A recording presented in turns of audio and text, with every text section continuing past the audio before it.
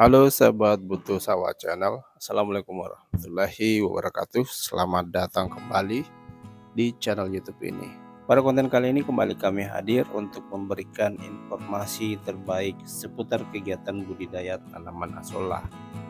Ya, dan untuk konten kali ini kita akan membahas 3 jenis wadah media budidaya tanaman asolla, rekomendasi bagi pembudidaya pemula. Ya, kita akan memperkenalkan 3 jenis wadah budidaya asolla yang tentunya mudah untuk kita adakan dan sangat baik untuk menjadi wadah yang nantinya menjadi tempat bagi media budidaya tanaman asolla. Ya, adapun jenis wadah yang pertama itu adalah wadah yang berupa kolam terpal. Ya, kolam terpal tentunya sangat mudah untuk kita adakan. Begitu pula dengan harganya yang cukup terjangkau, bisa kita jadikan sebagai salah satu alternatif wadah budidaya tanaman asolla bagi pemula. Di samping mudah untuk kita dapatkan, jenis wadah ini atau kolam asolla ini itu kita bisa gunakan sesuai dengan skala budidaya yang kita inginkan. Ya, tentunya sangat baik dan jauh lebih terjangkau, jauh lebih murah apabila kita bandingkan dengan jenis media budidaya yang lain seperti kolam beton, ya, kolam tanah dan sebagainya. Ya, terus yang kedua, jenis wadah budidaya yang rekomendasi buat pemula itu adalah kolam plastik. Ya, jadi kita menggunakan plastik jenis tertentu untuk kita jadikan sebagai pelapis bagi rangka kolam yang telah kita buat sebelumnya. Ya, dimana rangka kolam ini bisa kita buat baik dari papan-papan bekas atau balok, bambu, serta bekas-bekas triplex itu kita jadikan sebagai rangka bagi kolam plastik. Ya, rangka tersebut kita bentuk sehingga menyerupai kolam dan nantinya akan kita lapisi dengan jenis-jenis plastik tertentu. Banyak jenis plastik yang bisa kita gunakan, tentunya semakin tebal semakin bagus, semakin tahan, tidak gampang rusak dan seterusnya.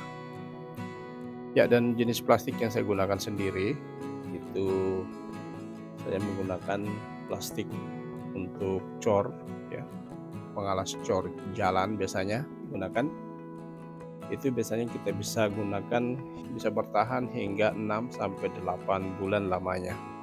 Bisa kita manfaatkan sebagai wadah media budidaya tanaman asolla. Ya, dan yang ketiga atau yang terakhir, jenis wadah yang bisa kita manfaatkan itu adalah wadah yang berupa baskom atau ember. Ya, terutama bagi yang pemula, sebelum kita melakukan proses pembudidayaan dengan skala yang besar, itu kita bisa mulai atau kita uji coba terdahulu. Bisa kita coba dulu dengan menggunakan wadah dengan ukuran yang jauh lebih kecil. Ya, salah satunya itu adalah baskom atau ember.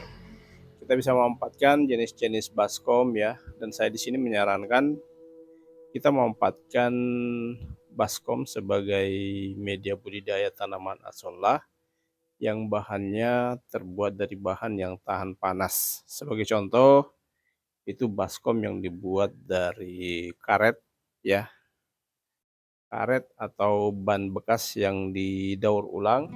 Itu sangat baik, sangat tahan terhadap panas matahari. Jadi kita jadikan sebagai media budidaya tanaman asolla. Ya, sahabat YouTube sekalian, jadi mungkin itu 3 jenis wadah atau kolam yang bisa kita gunakan sebagai wadah budidaya tanaman asolla khususnya bagi pemula. Walaupun kita ketahui banyak juga jenis-jenis wadah yang lain, namun tentunya pembuatannya membutuhkan biaya yang tidak sedikit, ya.